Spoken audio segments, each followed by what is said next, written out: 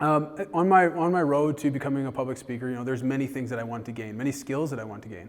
And one of the skills was sales. And I knew that if I was going to ever be successful in business, or even in any facet, that I needed to know this skill of sales. I needed to be able to deal with rejection. So I went into to an organization, and it was the third day. I think it's third or fourth day. They're like, you know what? You seem like a pretty polite kid. Here's the Chamber of Commerce book for Regina. This is normally how we train our sales advisors. We kind of put them into the moment. And you seem like a polite kid. Go home, start calling. So I took the book. I said, you can probably imagine me right now what it could look like, and what it probably looks like for every person that goes into sales. I set the book down. I took out my phone, and I swear to you, I stood there looking at that book and looking at the phone for probably an hour. And I paced around a lot. Like I walked around the thing a few times. And I tried to get myself amped. Okay, finally I built up the courage. So I put in the first number. I pressed the call button, and then someone picked up, and I hung up right away. I just froze. I was like, ah. So you ever get like a call from someone and then there's no one there? Maybe it's a rookie salesman, just like they're just freaked out. I think a lot of people don't think that like on the other end the salesman is like just as scared or more scared.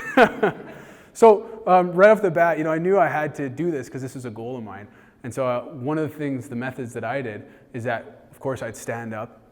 I'd move around a lot. Like I'd jump around, get myself psyched, and I'd do like push-ups, I'd do sit-ups, and then every 15 minutes of the hour, I'd go on the rowing machine. And I row because I was working from home. So I go on that rowing machine, like, oh, you got this, Calder, you got this. You're a sales advisor. And what this would do, if you guys ever experienced like doing some fitness or pumping yourself up in that manner, is what it would do is it would make me feel more confident. It would flood my systems with endorphins, and it would make these challenges, these obstacles, this stress that much easier. Because what are endorphins? You guys know endorphins? Like, they're in the same class as like morphine. They're like morphine for your body. It numbs you a little bit. Not like, say you're like, but like it numbs you a little bit so that you can do things, you can be more than yourself, you can overcome challenges. So would you guys agree that the things we do, our movement, can either increase or decrease our positive emotions? You guys agree with that? Increase or decrease our positive emotions? Yeah. Okay, cool. So the third category we're going to talk about is movement. What are the movements we can do to generate positive results every single day? And Tony Robbins has a cool quote. He says that motion creates emotion. So movements can either make you feel really good, or they can make you feel like not so good. Right? So motion creates emotion. So we're going to look at movement, and we're just going to switch the slide here. So I got 4 categories here. So I'm working as a sales advisor. I'm doing some fitness, and I'm also, from a young age, I was doing fitness. So I begged my dad when I was 13 years old, please buy me that bench press, please, Dad. Like I was 13 years old, please, Dad, buy me that bench press. I need it. So we finally bought that bench press. I loved it. And right off the bat, like when I was new to this thing called fitness, and a lot of people do this with anything, is that you like take it to an extreme. You just like all you do is this one thing. So like all I was doing was working out. Like I didn't know anything else. I was just the guy working out. And yeah, I was like, that was me. And I even took it so far to an extreme that I remember one time I was reading this thing that said like, you can do an 8-hour arm workout and you can grow your your biceps an inch.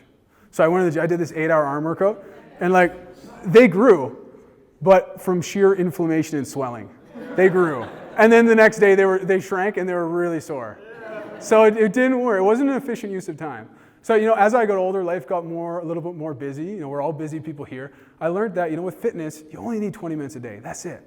You only need 20 minutes a day to reap the positive benefits of fitness. You can go to the gym. You could go for a run outside in the cold. You could go for a bike ride.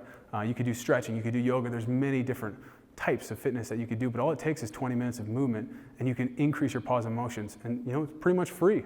Unless you want to get a gym membership, it's free to do, and it's an easy win. They also call fitness, if you read The Power of Habit, fitness is a pillar habit. So what is a pillar habit? It's pretty cool, actually. So a pillar habit is a habit that you do, that once you do it, it bleeds in and creates all these other positive habits. So pillar habit allows you to create a bunch of other positive habits. So people that start working out, generally speaking here, a lot of them start to dress better. A lot of them start to move a little better. A lot of them have more confidence. They maybe organize their space. They eat better. So, pillar habits are amazing because they have widespread repercussions into other areas of our life and just overall improvements. So fitness is the first one. That's what the F stands for. What does the F stand for? Fitness. That's right. Okay, cool. Fitness. We're all going to go for a run in a second here. Just kidding, just kidding. So the next one is the S plus the L. So picture this. I'm a young, yeah, you want to say something? What's that? Oh, this camera, yeah. Do you want to throw a battery in there? Okay, sweet, appreciate that. So picture this, I'm in the gym, I'm a young guy, I'm starting out, and what do most young guys do? They only work out their upper body for like the first 5 years. Like they have to evolve into the lower body. Once they realize like their balance is a little off because their upper body's so heavy, they're like, I got to do this. So 5 years later, I decided I got to start doing some squats. And so I'm under the bar in the squat rack. I'm going down, and if you ever done a squat before, it's like the scariest thing ever when you first start out. Like you think you're gonna die, you think you're gonna be crushed by this thing. You got the bar on your back, and you're just like flailing around. So to overcome this scary situation and this painful thing, what did I do? Well, I do two things. I would smile. So I just I'm going down, I'm smiling, and I'm laughing. Like not like a crazy hysterical laugh, like but I'm just like it's more of an internal laugh. Like it's you're going down, you're like ha ha ha. This is crazy. Like will I make it back up? Ha ha ha. And what does that do? It makes you feel good. Smiling and laughing generates positive emotions. It's free, it generates positive emotions, it makes you feel great. And Dale Carnegie, his fifth principle is just the principle to smile. It's so simple, but it can create amazing relationships, it can make your life feel better, it can make you feel better. And the best times to smile are just like when life sucks. You're like, oh man, life sucks. Like, ha ha ha. You throw that laugh in like, ha, life sucks, this is crazy. I'm gonna do it anyways. I'm gonna go for it anyways. And I think the best part about, smiling and laughing all the time is that like, a lot of people are going through a lot of struggles. A lot of people are like, they're a little bit beaten down, or they're going through struggles, and they see you smiling or laughing. You can be like a light in a dark place. They're naturally attracted to you. It's an easy way to develop relationships. It's an easy way to spread happiness and make people feel better. So that's the second one. Now the third one, you can picture this again. I'm doing those squats, I'm smiling and laughing like a crazy person. I'm in the gym. What else am I doing? Like my face is going blue, what do I need to do? What do you think B is? Breathe, that's right, yeah, breathing.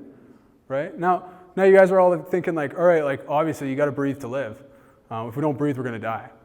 Right? But breathing extends beyond that. So there are many different practices, in meditation or just in, defeating stress, defeating worry, that slow breathing, like you take a slow breath in. Like let's just do it right now. Take a slow breath in, hold it, and then like instantly, you feel better. You feel more present to the moment, you feel more relaxed. So breathing, something that you can do all the time, you can do it from home. There's this cool guy, Wim Hof. You guys heard of Wim Hof? Few people. So this guy, I think he's interesting. You can look him up, but he's like this Dutch daredevil. And he implements a breathing technique where he goes 30 quick breaths, and then he pushes it out, holds for 20 seconds, takes a full breath in, and then holds it for like 20 seconds. And he's done this technique, and it's allowed him to be fully enclosed in a vat of ice for like an hour and 55 minutes, swim underneath ice for like, he had the world record for a while, swimming underneath ice in the water. And like, I think he did a half marathon in 2 hours on ice and snow in his bare feet. Yeah, it's like ridiculous. And so, he's been talking about this for a while. And so the scientists decided, hey, we should actually test this out. So they took 30 people, they subjugated them to his technique for 30 days. And at the end, they tried to give them the common cold. And they found that this group, much less people got sick, got the common cold compared to the placebo group. So what does that show us? What does that tell us? It shows us that breathing, as ridiculous as it is, breathing can help improve our mood, can help improve our focus, can help improve our energy and our immune system. So what I'm giving you today is like, it's not like I've discovered some secret, right? Like lots of public speakers will do that. Like I've discovered a secret to life. It's like, no, like you already know a lot of these things. They're simple things, they're small wins, and you need to rediscover it for yourself. So breathing is something very, very simple, easy to do. Now, the last one. So what was the F again? Let's just cover these. Fitness. SNL? Smile, laugh. All right, B? Breathe. Okay, so we got one more. So have you guys ever like just stood outside of a gym and watched people leave the gym? You're pulled up your car and you see some guys leave the gym, girls leave the gym. What do they look like? Someone just worked out? Do you guys know what they look like? No, like what's their body look like? Oh yeah, there it is. They're walking around like this. Invisible lat syndrome. You guys know that? Invisible lat sitters, they got their lats out to here. They got the suitcases, taking up like 2 lanes on the highway. They're going for it. And because they're doing the fitness, they're breathing, they're smiling, that, the body language is a natural progression of that good, open, confident body language. Now that's ridiculous, but just having your chest open, chest exposed makes you feel better. So the last one is body language. This body language is a very small win. They studied people who do confident body language. They study them. People that do open body language, just like I'm doing right now. And they found that people who do this body language have an increase in testosterone, 20%, good for men and women, and a decrease in cortisol stress. So they feel more relaxed. So you increase testosterone, from that flows energy. From that flows confidence. You decrease stress. From that creates relaxation.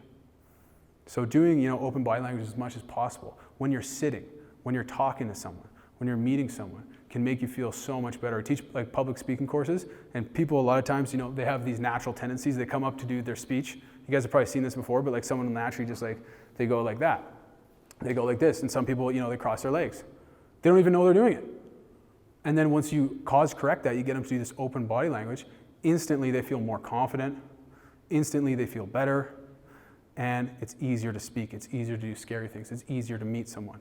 It also creates a perception of openness, perception of honesty. So when you're at a networking function, you might have that drink shield up, you're blocking away the people, but you open it up, and you got your chest exposed, you got your body exposed, it conveys honesty, it conveys openness, it conveys authenticity. When people feel relaxed, they want to meet you, they want to connect with you. So what was the last one? Body language. All right, cool.